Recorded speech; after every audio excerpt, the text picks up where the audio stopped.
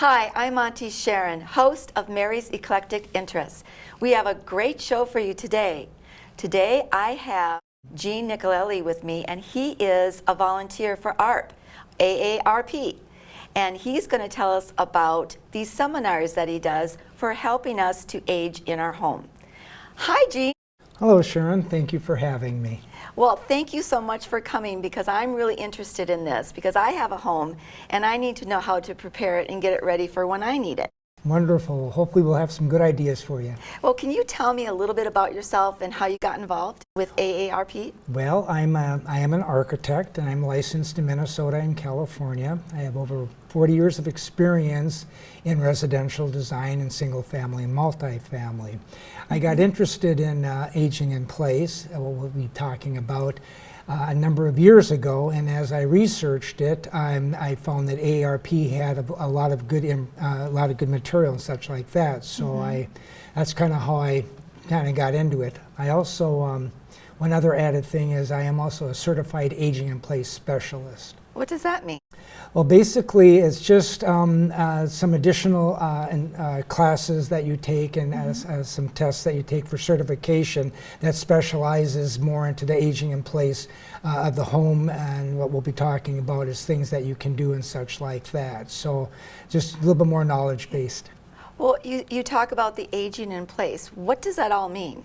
Well, aging in place, if you don't mind, I've got it up on the screen here because I want to make sure I say it correctly, but aging in place is the ability to live in one's home and community in a safe, independent, and comfortable manner, regardless of your age, your income, or your ability. Oh, okay. So turning my home into something that anybody can live into. Absolutely. So it's the idea that it makes it more safe and more usable and more adaptable. But safe is the key. Okay. I think you mentioned the word universal. What does that mean?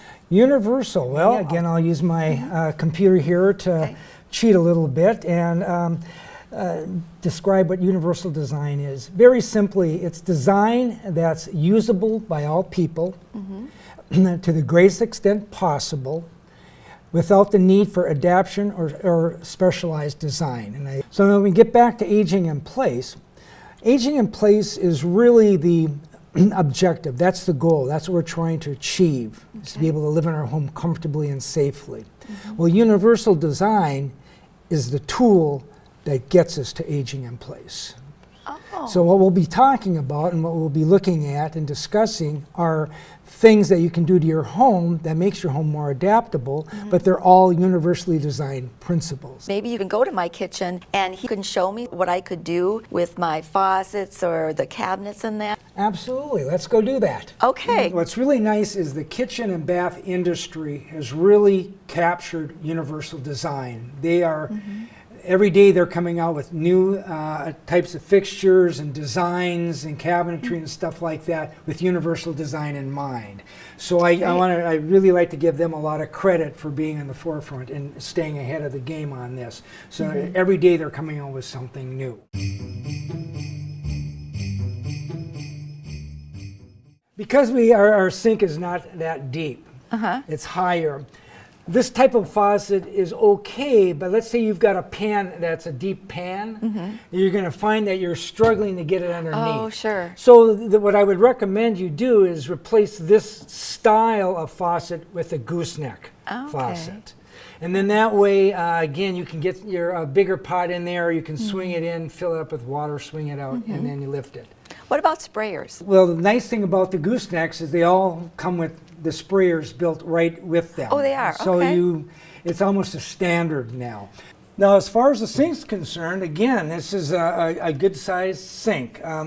Most sinks are generally 10 to 11 inches in depth. This one here is about 5 inches. And you want something that's a little bit more shallow, so it's easier to take dishes, put dishes in, take dishes out, etc. However, one problem I see is that the drains are in the center, which is okay. However, if you were to take the drains and put them more towards the back of the sink, Really? then what this enables you, and I'll show you by opening up the lower cabinet what we can do. By doing what I'm suggesting is we're providing an opportunity The opportunity is, as you'll notice, under every sink is wide open. Now, if you were to take this 4-inch high shelf and remove it and take it down to the floor level, now by taking the drains, putting them in the back, you're taking all that plumbing and putting it in the back as far as the drains are concerned. Okay. And then what you can do is by taking a stool, you can actually sit down and you can sit and get forward and get your legs underneath the sink if you want to do dishes or if you're preparing vegetables or what have you. So if someone's in a wheelchair, they could pull right up to it. That is correct too, versus having to pull up alongside. Okay. So it gives you the opportunity. So again, you may never want to do this, but the option's available to you should you want to do it in the future or need to do it in the future. Well, how do you find sinks then that have that hole in the back? They're readily available. They are. You can go online. Facilities that have equipment like this, it's not a problem. They're very much available. Very simply, that's about what we can talk about with the sinks. There's a lot of different faucets. If instead of having a handle, they've got sensors where you can just touch it and the water will come on. Oh. You can or you can wave and the water will come on. You can wave? You can wave at it. It's again, it's a sensor. It's touch and sensor. Oh wow. And then there's even faucets where you can use your foot at the bottom and you can touch it and then the water will come on. A lot of different things that you can do with that. They even have LED lights that you can put on there that can distinguish between cold and hot. Oh. So there's a lot of interesting things out there to make life a little bit easier for you and such like that, make it more safe. Sure. Let's talk about the upper cabinets. Okay. With the upper cabinets, the industry is 18 inches from the bottom of the upper cabinet to the countertop. Okay. However, to make it more accessible, you can actually take the upper cabinets and lower them down down to 15 inches. So just by bringing it down 3 inches, it brings the drawers and everything down a little bit closer so it becomes easier to retrieve things from the upper cabinets. Oh, so all this would come down so I could easily, instead of having to... Versus having to get on a stool or get on your tippy toes, yes. Now the caveat is obviously before you want to lower your cabinets, you want to make sure that if there's any appliances that you stick underneath there are not going to be interrupted as far as not being able to tuck underneath that space. Sure. So that so that's something that you want to think about. One thing that that I'm not seeing here real quickly for both upper and lower cabinets is how do we open up our cabinet doors? Right now we're having to kind of fumble our way through trying to grab an edge. Well, there's two different types. There's the knob type, there's the circular type that you can grab and pull, or there's what they call the D handle. So it's kind of shaped like a D. And actually that is the best type of handle to have. With the knobs, you're kind of grabbing it like this, so it's a little, if you have arthritis or become difficult, it becomes a little more harder to do. However, if you've got a D handle, you can get your fingers underneath it and then it's easier to pull out. Okay. So there's not as much effort. And I always say that, the wider the D is, the more fingers you can get in there, so it makes it a little bit easier. It's, I'll leave that up to you as far as which one you really feels. Here, on this side, just to open it up here. Now, there isn't any shelves in here, but obviously there's usually shelves here that you can put your dishes or what have you. There's actually accessories that you can purchase. There's shelving that works on a hinge that you can actually grab. You can pull the shelves down and take things right directly from the shelf to the countertop without having to reach for it. Ooh, I like that idea. Yeah. And another thing that we can do that is, as you can see when you open up the doors, that they only open up so far. Right. So it becomes a little bit difficult if you're trying to put dishes in, take dishes off, or what have you. And you have to kind of sometimes put your arms together to get things in and out. Well, what they have is they have hinges now that they call a 160 hinge. So it takes that door and instead of opening it like this, it opens it up almost flush with the cabinetry, so now you have full access to that upper cabinet. So it makes it a little bit easier again to take things in and out. And then you don't hit yourself on the head. And then with you it. don't hit your head on the bottom of the countertop, or on the drawers. I'm sure we've all done at least once. Right. And what about lighting access? Now, lighting in kitchens, you can never have enough lighting. I mean, the more light, the better. So one thing that you can do is there's a device here. Oh. It's a task lighting. Again, getting that lighting close to the surface. Okay. So obviously, if you're remodeling it and you've got the money and the expense, if you can hardwire and put LED lights, all the way across the bottom of your the upper cabinets, that's the best way to go. But you're saying, okay, Gene, well, I don't want to spend all this money to do that. Is there an alternative? Well, you can buy these light pucks that that can actually adhere to the underside of the cabinet, and then you can see that by just hitting the light that it comes on, and really then all you lights it gotta do is tap it and it's off, and it's battery operated. Change the batteries ever so often, so it's easy to do, but it's a nice inexpensive way of getting more lighting down at the surface where you're working. True, that's true. Okay, thank you. That's great.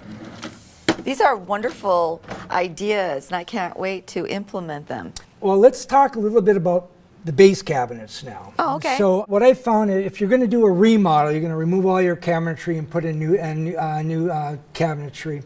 I found that regardless of price point, from very inexpensive to the high end, that again the kitchen industry is, instead of using doors like you typically see, they're starting to come out with drawers. So you'll have a full flank of wide, deep drawers that you can put your pots and pans in and such like that. The whole idea again is that you're not bending down or having to get in your hands and knees to get something out. Right. Now, however, if let's just say you're putting in new faces that you want to keep the cabinets and you don't want to change everything, what you can do is, if you still have the old door style, what you can do is you take the shelving that's usually fixed, you can't move it, or again, there's our accessories that are available, so you can actually take those shelves and convert them so that they can pull out.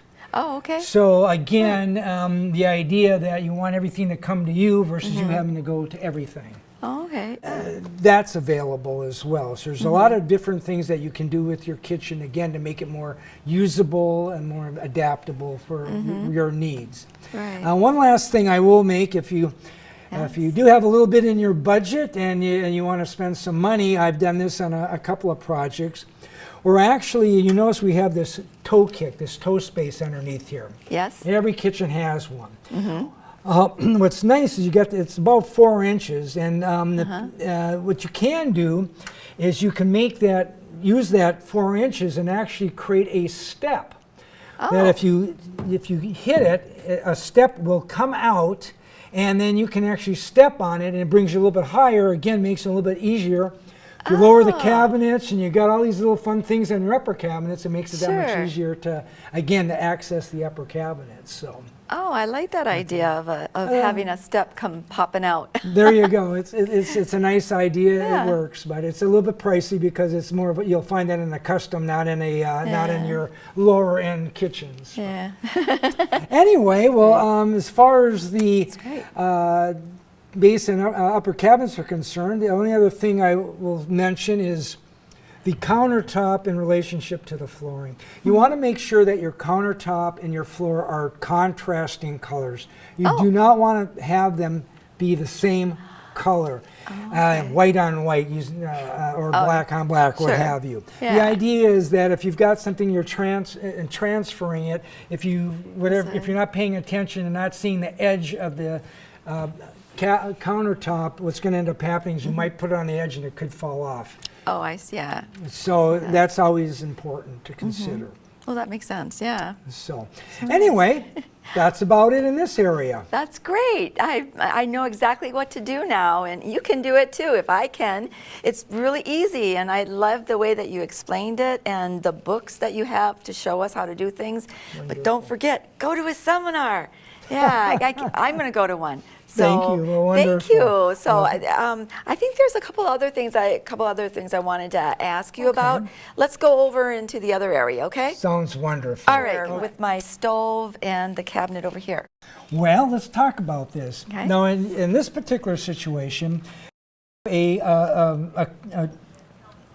cooktop versus a typical range that you would see. A lot of people, what I mean by a range is it has the cooktop and the oven are all one component. So this is separate from your oven. So again, what I talked about earlier as far as what we could do at the sink, as far as opening it up underneath, you could do the exact same thing with the countertop here. Again, the idea that you can open it up underneath, and then again, you could take a bench and you can drag it up to there, and you can sit and cook or what have you if you have to watch something. That's great. Even like, I mean, just sitting there, but if I was in a wheelchair or something later on, I could go from the sink to here really easy with a wheelchair. Absolutely, absolutely. Like and the only other thing that you want to take into consideration, and it's not so much an issue with the cooktops, but it can be, it's a big issue with the ranges. Is that with the ranges, you'll notice that a lot of all of the controls are in the back. And that's actually not a good location for them, especially if you've got a gas cooktop versus a electric. You really want to do is you really want to have the controls in the front. Oh, the front. Or in this case, like with this particular cooktop, is all along the side, which is good. It's the idea again. You're not trying to. You don't want to reach where you've got pots and pans and that are cooking. So it just makes it easier and more easy to control in the front as far as trying to do something. Oh, okay. And people say, well, geez, what about the, I've got small children and such like that. Well, actually, with those types of ranges, the controls are designed in such a way that it's difficult for a child to turn it on. Oh, okay, sure. And in some cases, they even have timers on them so that if they're not on for any great length of time. Oh, well, this is great. Thank you so much. You can see I'm in the middle of remodeling now and that, so these are helpful things that I can implement. Wonderful. So is there anything else that we're, might need or mention? There probably is, but wait for the seminar. Okay, well, let's go sit down and I think you said there were some things you wanted to show me. Yes, okay, yeah. Well, let's go sit down. Okay. Wow, that was great. I learned so much by you showing me the different things that I can do in my kitchen. Thank you so much. I can't wait to start adapting some of those things to make it so that I can use it better when I get older too. Wonderful, so, wonderful. The other thing too I wanted to ask you, these seminars that you do? Yes. Where do you do them? Well, actually, what I do is different organizations will contact the AARP office and say that they would like to have the Homefit seminar, and then the AARP then contacts me, and then I make arrangements with that organization. One thing that's I do want to stress is that the seminar is free. There's no fees involved, and that I encourage any organizations, church groups, senior centers, clubs. It's really open to anybody that is interested in the subject. Basically, all I need is a room and a screen to give my presentation to, and I'll take over from there. But so that would be how I would start that. And so at your seminars, you get more in depth about. That is correct. The things I actually have 2 seminars. I have the long version, which is about an hour and a half. So the things that we talked about today is just scratching the surface.